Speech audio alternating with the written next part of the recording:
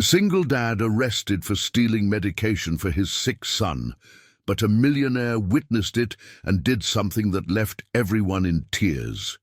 Rate my story from 0 to 10 in the comments. Your opinion is very important, and subscribe to my channel to support my work. I'm counting on your help. The drizzle that Tuesday night turned the streets of the big city into dark mirrors, reflecting the lights of the street lamps and storefronts. The 30-year-old single father ran along the wet sidewalks, his heart pounding, his brown hair plastered to his forehead by sweat mingling with the icy rain. His green eyes, once described by an ex-girlfriend as the most beautiful she had ever seen, now bore the weight of a responsibility that seemed larger than his broad shoulders could bear. His 4-year-old son had been home with a high fever for 3 days. The dry cough echoing through their small apartment on the outskirts of town offered no respite, not even during the child's restless sleep. The elderly 60-year-old neighbor, who had offered to watch the boy for the night, called 2 hours earlier, saying the situation had worsened. His breathing was becoming increasingly labored, and the boy's lips were starting to turn blue, making his father's stomach churn with panic. Unemployed for 3 months after being laid off from the textile factory where he had worked for 10 years, he didn't have money even for the bus fare. The last $15 in his wallet were barely enough to buy milk and bread for the week. The medication the doctor at the free clinic had prescribed cost $87, an amount that might as well have been $870 for someone who had nothing. He stopped in front of a drugstore of a famous chain, watching the products organized on the shelves through the illuminated window. The antibiotic was there, on the second shelf within his reach. His palms sweated as he mentally calculated each movement. He entered the store pretending to look for something cheap, some generic cough syrup he could buy to disguise his true intentions, but his eyes couldn't stray from the small bottle that represented salvation for his son. The clerk behind the counter, a young guy who didn't seem to be more than 20, was busy organizing prescriptions and barely paid attention to the customers browsing the store. It was almost 11 at night, a time when business slowed down considerably. Only 2 other people walked through the aisles, a woman looking for something for a headache and a middle-aged man flipping through magazines near the checkout. The single father's heart beat so hard he was sure everyone in the drugstore could hear it. He had never stolen anything in his life. He grew up in a humble but honest family, where his mother always said it was better to be in need than to take something that wasn't yours. But at that moment, with the image of his son suffocating at home, all principles seemed too small in the face of the despair that consumed his chest. He waited for the clerk to become completely distracted by a phone call and approached the shelf. His hands trembled as he picked up the bottle and quickly hid it inside his worn sweatshirt. Sweat dripped down his forehead as he walked toward the exit, trying to keep his breathing controlled and his steps natural. He was almost at the door when he felt a heavy hand on his shoulder. The security guard, a robust man in a navy blue uniform, had watched everything through the security cameras. In a matter of seconds, 2 other employees approached, and the single father found himself surrounded in the middle of the drugstore, with all the curious eyes of the few customers fixed on him. "Can you show me what you have in your jacket, please?" the security guard asked in a firm but not aggressive voice. The single father's legs trembled. He took the bottle out of his pocket with hands that shook visibly. He didn't try to deny it, didn't make excuses. He just looked at the floor and murmured, "My son is very sick. I didn't have the money." Within minutes, the police arrived. 2 officers entered the drugstore and, after hearing the employee's version, handcuffed the single father right there in the middle of the store. The humiliation burned his face more than any slap he had ever taken in his life. Some people stopped on the sidewalk to watch the scene, whispering to each other and pointing at the handcuffed man being led out of the drugstore. It was at that moment that she appeared. The 30-year-old single millionaire had just left a private medical appointment at a luxury clinic located only 2 blocks away. She was driving her imported car through the deserted streets when she saw the commotion in front of the drugstore. Something made her stop. Perhaps it was the scene of the handcuffed man, or the expression of absolute despair on his face, which could be seen even from a distance and under the dim light of the street lamps. She parked the car and approached the police officers. She wore an elegant dress that cost more than many people earned in a month, and her blonde hair was perfectly styled even after a full day of meetings. Her natural beauty drew attention wherever she went, but at that moment, what stood out most was the expression of genuine curiosity in her blue eyes. "Excuse me, what happened here?" she asked one of the officers, using the polite but firm tone of someone who was used to being heard and respected. The police officer quickly explained the situation: theft of medication, $87 worth, unemployed man claiming it was for his sick son. Cases like this were common in that area of the city, where poverty and need led honest people to commit petty crimes out of desperation. She looked at the handcuffed single father. Even in the humiliating situation he was in, it was possible to see that he was a hard-working man with calloused hands and simple but clean clothes. There was nothing in his appearance that suggested a habitual criminal. His green eyes met hers for only a second, and in that brief moment she saw something that touched her deeply. Not malice or revolt, but pure vulnerability and a paternal fear that she had never experienced, but recognized instinctively. "How much is the medication?" she asked the pharmacist, who had come out to assess the situation. $87, ma'am." Without hesitation, she opened her Italian leather bag and took out a $100 bill. "I'll pay for the medication. And I'd also like to pay for a private medical consultation for the child." The police officers exchanged glances. Situations like this weren't rare, but they usually involved smaller amounts and less generous interventions. One of the officers explained that if the owner of the merchandise didn't want to press charges, and if the damages were paid, they could release the man with just a formal warning. The single father raised his head for the first time since he was handcuffed. He looked at the woman who had just saved not only him, but especially his son, and tried to find words to express a gratitude that seemed greater than any existing word. His eyes filled with tears that he tried to hold back, but that escaped anyway. I don't know how to thank you," he managed to say with a choked voice. "My son, he really needs this medication." She nodded silently, watching as the police officers removed the handcuffs. Something strange was happening in her chest, a feeling she couldn't name. Throughout her life, she had been surrounded by people who wanted something from her: her money, her connections, her social prestige. She had never encountered someone who needed her help in such a desperate and genuine way. "How's the child?" she asked, surprised by her own concern. "High fever, cough, difficulty breathing. The neighbor is taking care of him, but—" The single father's voice faltered. "I was so afraid of losing him."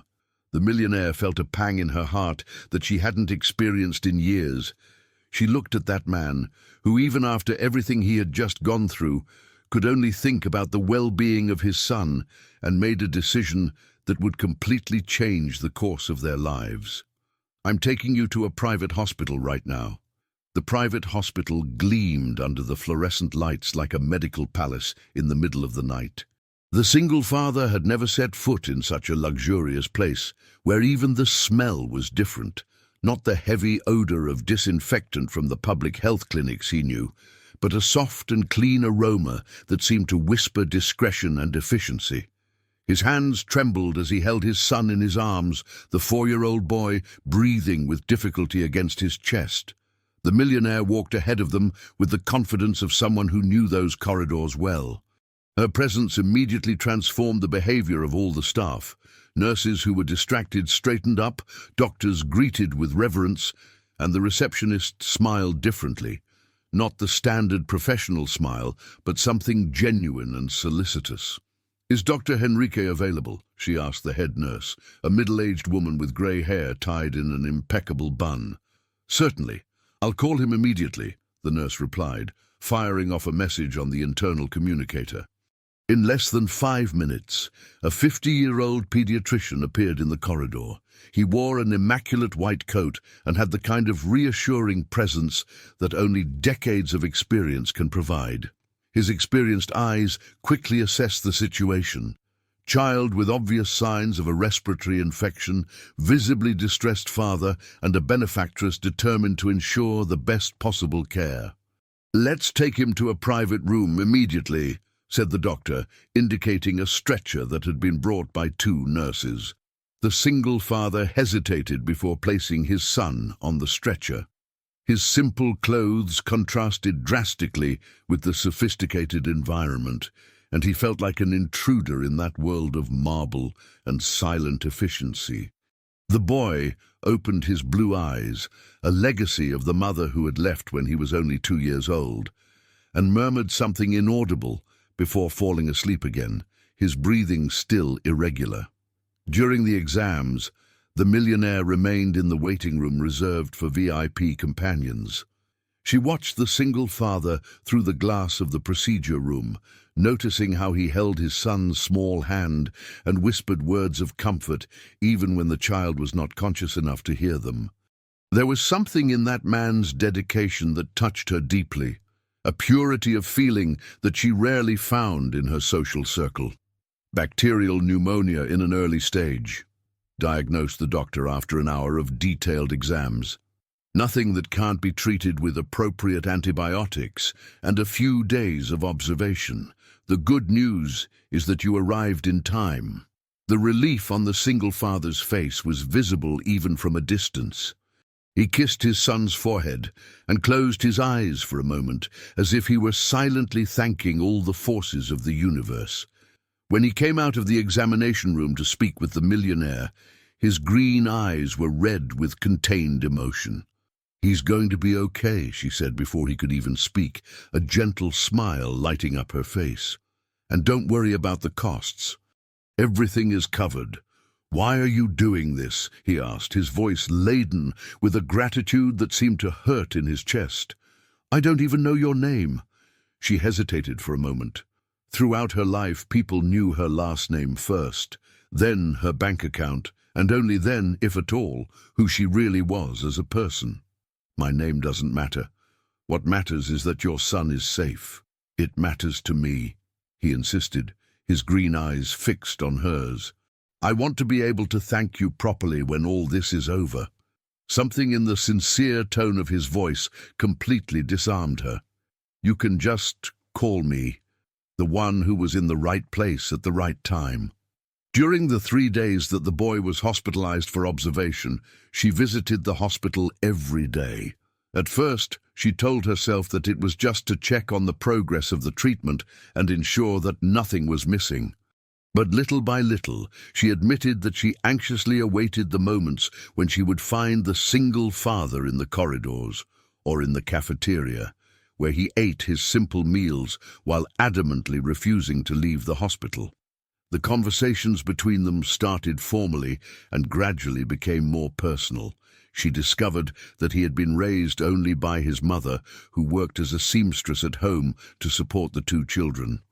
She learned about his dreams of becoming an engineer, abandoned when his mother became ill and he had to work in the factory to pay the medical bills. She heard about the ex-wife who left when she discovered that being a mother was harder than she imagined, leaving behind a baby and a man who found himself forced to be both father and mother at the same time. He, in turn, observed how she treated all the hospital staff with genuine politeness, never showing arrogance or impatience. He noticed how she remembered the nurses' names and asked about their families, how she really cared about the answers. He saw how her blue eyes lit up when the boy finally started to play and laugh again, as if the child's recovery was a personal victory for her. On the 3rd day, when they were discharged from the hospital, something happened that neither of them expected. The boy, who had become attached to the pretty lady during his days in the hospital, refused to leave without saying goodbye to her. When she arrived for the afternoon visit, she found the child crying in his father's arms.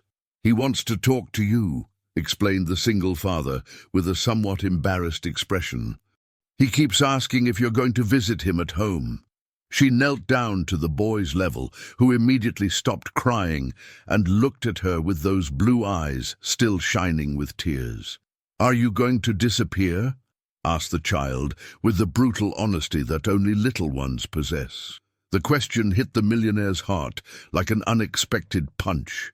She looked at the father, then at the son, and realized that she had become part of their lives in a way she hadn't planned. "I'm not going to disappear," she promised, surprised by the firmness of her own voice, and that's how she started visiting the small house on the outskirts of the city. The first shock was realizing how two people could live with so little and still maintain their dignity and organization. The two-room apartment was impeccably clean, with old but well-cared-for furniture and family photographs scattered on the walls. The room that father and son shared had a twin bed where they slept, embraced every night. During those visits, she observed their routine with fascination. She saw how the single dad made breakfast while singing nursery rhymes to make his son laugh, how he turned bath time into a fun adventure, how he read stories made up on the spot when he didn't have books to show. She realized that despite the lack of material resources, that house was filled with something that her lonely mansion never had: unconditional love. The conversations between them deepened. He told her about the sleepless nights when the boy was a baby and cried incessantly about the constant fear of not being a good father, about the loneliness of raising a child without having someone to share the worries and joys. She spoke about the pressure of carrying a last name that opened doors but also created impossible expectations, about the difficulty of trusting people when she never knew if they were interested in her or her bank account. The attraction between them grew silently but intensely. Small gestures took on enormous meanings. When their hands accidentally touched while playing with the boy, when she laughed genuinely at his simple jokes, when he looked at her with an admiration that had nothing to do with her money. Sexual tension hung in the air during the moments when they were alone while the child slept, but both carefully ignored it, knowing instinctively that they were walking on dangerous ground. It was during one of those afternoons, while the boy was playing in the small backyard with toys she had brought, that the first complication arose. The millionaire's phone rang, and her father's furious voice echoed through the call. "Where the hell are you? The tabloids are publishing pictures of you going into a trailer park. Have you completely lost your mind?"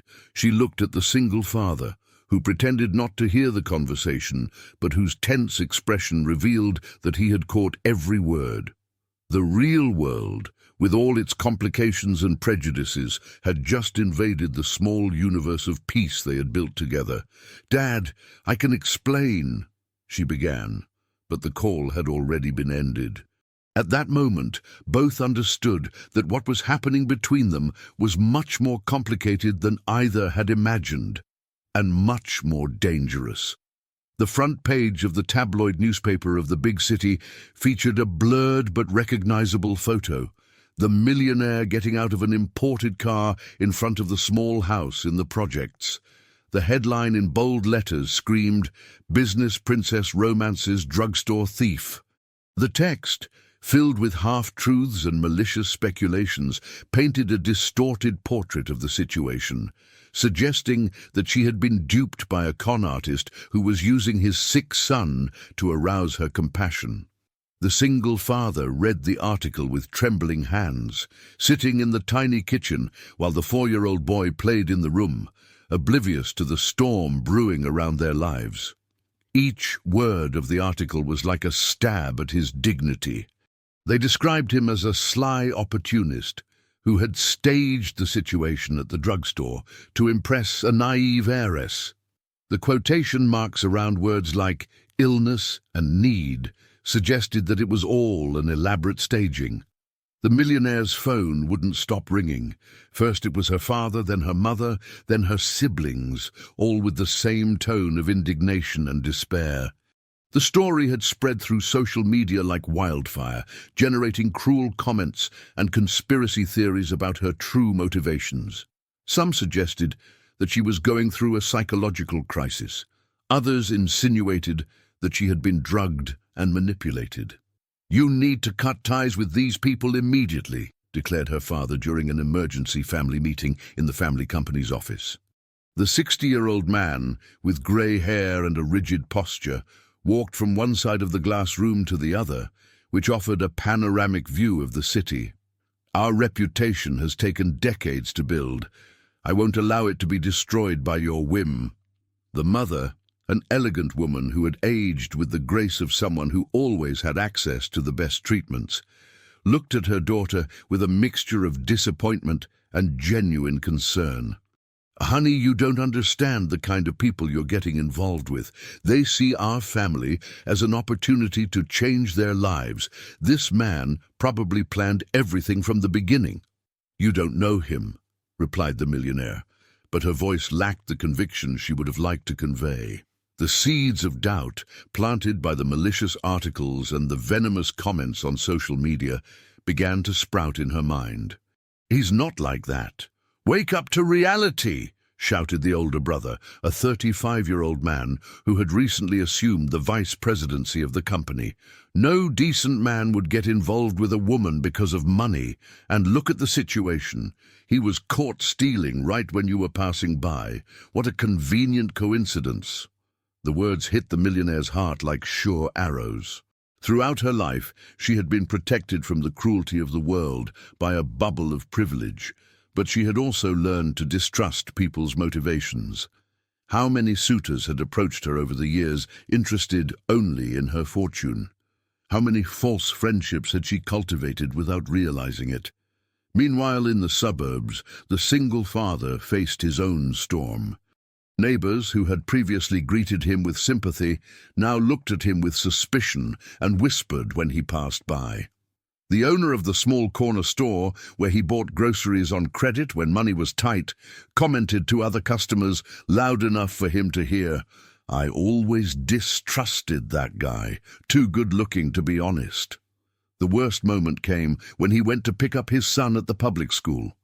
The principal, a 50-year-old woman who had always been understanding of his situation as a single father, called him for a private conversation in her office. "We need to talk about the situation that's being publicized in the media," she said bluntly. "Some parents are concerned. There are rumors that you got involved with this rich woman in a inappropriate way." "Inappropriate how?" he asked, feeling the blood boil in his veins. "Well, you understand. Someone who commits crimes, who takes advantage of other people's generosity. It's not the kind of example we want for the other children."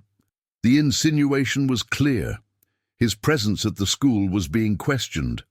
The single father looked through the principal's window and saw his son playing in the yard with his classmates, completely oblivious to the fact that he was being judged for his father's sins. The injustice of the situation suffocated him like an icy wave. That same afternoon, the millionaire appeared at his house for the first time in a week. Her blue eyes were red, and she seemed to have lost weight. The elegant clothes she always wore had been replaced by simple jeans and a basic blouse, as if she were trying to camouflage herself in a world that wasn't hers. "We need to talk," she said, avoiding looking directly at him. They sat in the small room while the boy watched cartoons on the old television. The silence stretched between them like an abyss that neither knew how to cross. Finally, she gathered the courage to speak. "My family wants me to stay away from you," she began, the words coming out with difficulty. "They think you're taking advantage of me." He nodded slowly, as if he had been waiting for that conversation. "And you? What do you think?" The simple and direct question completely disarmed her. For days, she had rehearsed an elaborate explanation about family pressures and social responsibilities, but in front of those green eyes that looked at her with painful vulnerability, all the words seemed empty and cowardly.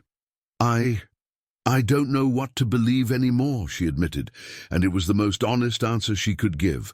The pain that crossed his face was almost physical.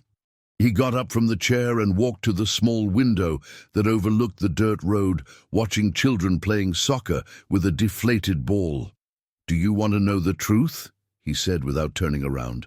"I fell in love with you. Not for your money, not for your social position, not for any of that stuff that everyone thinks I'm interested in. I fell in love with the way you look at my son, as if he were precious, with the way you treat the deli owner with the same respect that you treat a doctor, with the way you laugh at my bad jokes." He finally turned to face her, and she saw that his eyes were shining with contained emotion. "But maybe they're right. Maybe I'm just a foolish dreamer who thought that someone like you could be interested in someone like me." The tension in the air was almost palpable.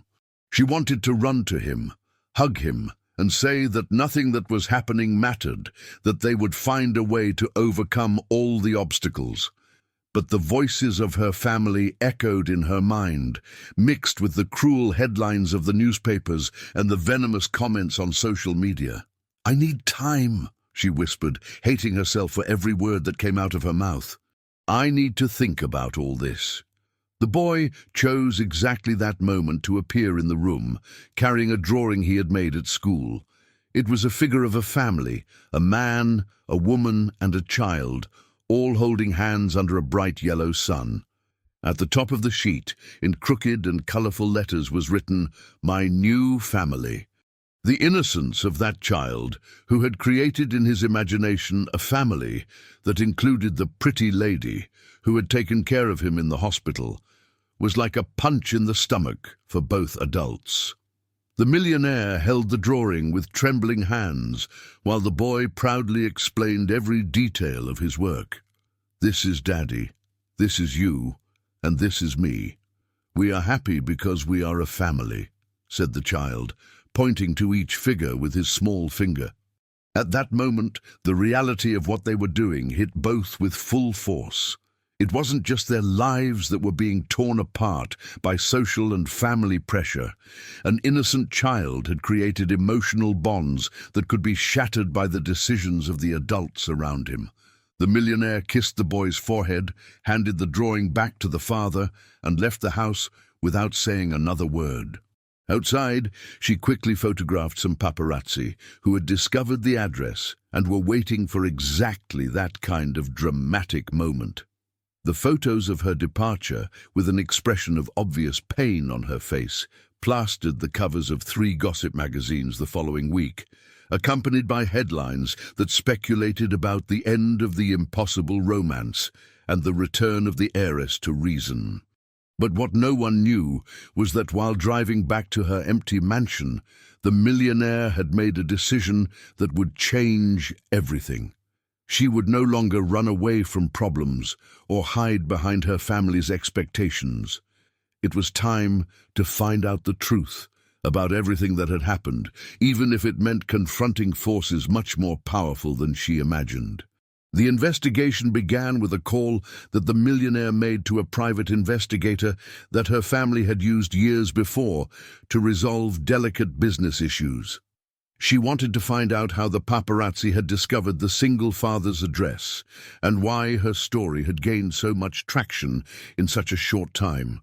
Something didn't make sense about the speed with which the events unfolded. The detective, a discreet 50-year-old man with decades of experience in corporate cases, began tracking the sources of the first articles published. What he discovered in a week of investigation left the millionaire shocked. Someone had generously paid the journalists to amplify the story, even providing personal information about the single father that was not publicly available. The bank accounts of the reporters who published the first articles received significant deposits 2 days before publication, explained the detective during a private meeting in his office. "And there's more. I discovered that someone was investigating you and your activities for at least 3 months, long before the incident at the drugstore. The revelation was like a punch to the gut. Someone had orchestrated that entire situation to harm her, using the single father and his son as pieces in a cruel game that she didn't even know was being played. But who would have a reason to do something so elaborate? The answer came when she decided to investigate more deeply the single father's unfair dismissal from the textile factory. Using her business contacts, she gained access to the company's human resources records and discovered something disturbing. The supervisor who had fired him for inappropriate conduct was the sister of one of the directors of her own family's company. The connection was too sinister to be a coincidence. The millionaire delved even deeper into the investigation and discovered a network of corruption and manipulation that left her nauseous. Her family had been secretly negotiating the acquisition of the textile factory for months, but had encountered resistance from some minority shareholders who considered the price offered too low. The single father, unknowingly, had become a threat to these plans when he began organizing the employees to demand better working conditions and fairer wages. His natural leadership and charisma were mobilizing other workers, creating a movement that could complicate the acquisition.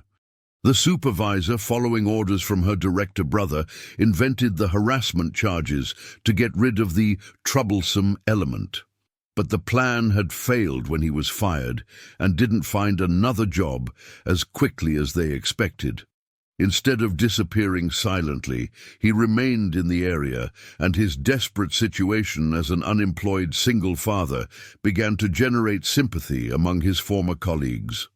The incident at the drugstore had been genuine, but someone in her family turned it into a golden opportunity.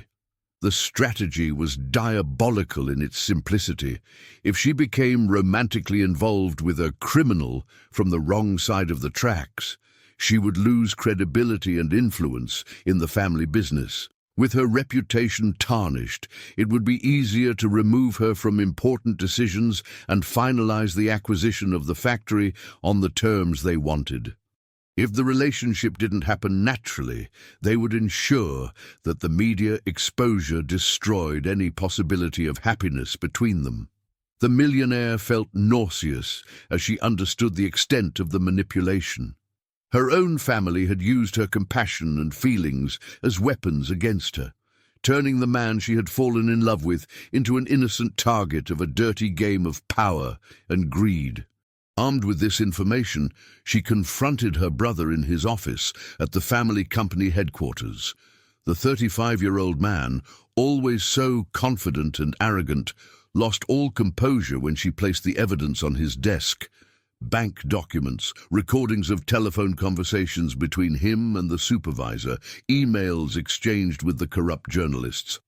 "You destroyed the life of an entire family because of money," she said, her voice trembling with contained anger. "You used a sick child as a piece in a political game." "It was necessary," he replied, trying to regain his business-like coldness. "You were losing focus, getting involved with riffraff. We did it to protect the family and the business." "Lies!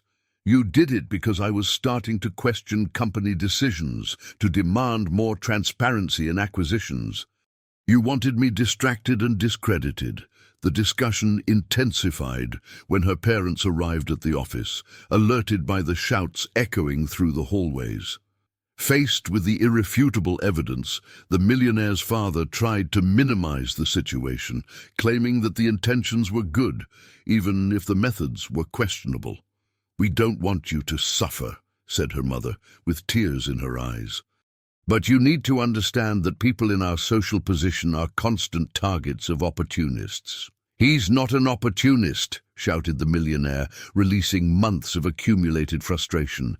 "He's an honest man who loves his son more than any of you have ever loved anything in your life." The revelation of the truth brought relief, but also a deep pain. For weeks, she had doubted her own feelings and unfairly judged the man she loved. How many nights had he spent awake, wondering if he really was the gold digger everyone said he was? How much pain had she caused an innocent child who just wanted a complete family? Without wasting time, she went directly to the apartment in the suburbs. She found the single father sitting on the small porch, watching his son play in the yard with other boys from the neighborhood. He seemed to have lost weight, and there was a sadness in his green eyes that didn't exist before all the confusion began. "I need to tell you something," she said, without preamble. For an hour, she explained everything she had discovered: the manipulation, the conspiracy, how they had been used as pieces in a family power game. She saw anger and then relief alternate on his face as the pieces of the puzzle finally fell into place. "I knew something was wrong," he murmured. "The dismissal never made sense, and the way the journalist got so much information about my life." "Forgive me," she asked, the words coming out laden with emotion. "Forgive me for doubting you, for believing the lies, for hurting you and your son." He looked her in the eyes for a long moment, and she saw that the hurt was still there, but there was also something else: understanding and, still, love. "You were also a victim," he said finally. "They manipulated you as much as they manipulated me." The 4-year-old boy appeared running, sweaty and smiling after playing. When he saw the pretty lady who had disappeared for weeks, his eyes lit up, and he ran to hug her with the force of someone who had greatly missed someone important. "You're back!" he shouted, clinging to her neck. "I knew you were coming back." In that tight embrace, the millionaire felt she had found her place in the world. Not at the top of a business empire built on lies and manipulation, but there, in that simple family that loved her for who she really was. In the following months, she used all her power and influence to repair the damage caused. She ensured that the single father was reinstated to the factory with a promotion and a decent salary, publicly exposed the network of corruption involving her family and the corrupt journalists, and permanently separated herself from the family business to create her own consulting firm. The decision came at a high price. She was disinherited and lost access to the family fortune. But she discovered that building something with her own hands, alongside the man she loved, was worth more than any inheritance. Her new business prospered quickly, based on principles of honesty and social responsibility that she had learned observing the dignity of a single father who never lost faith in human goodness. The wedding took place in a simple ceremony at the community church where they lived. The boy, now 5 years old, served as a page boy and carried the rings with the pride of someone who had finally gained the complete family he had always drawn on his papers. During the party, held in the backyard of the house they renovated together, the millionaire looked around and saw genuinely happy faces, neighbors who had become true friends, work colleagues of her husband who respected him for his character, children playing without worrying about social differences. "Do you regret it?" asked the now husband, following her gaze as she observed the simple but rich life they had built. "Regret losing the money?" She smiled, running her hand over her belly where the couple's second child was growing. "Never. I gained something much more valuable, a real family." That night, as they put the boy to sleep, he asked a question that perfectly summarized everyone's journey.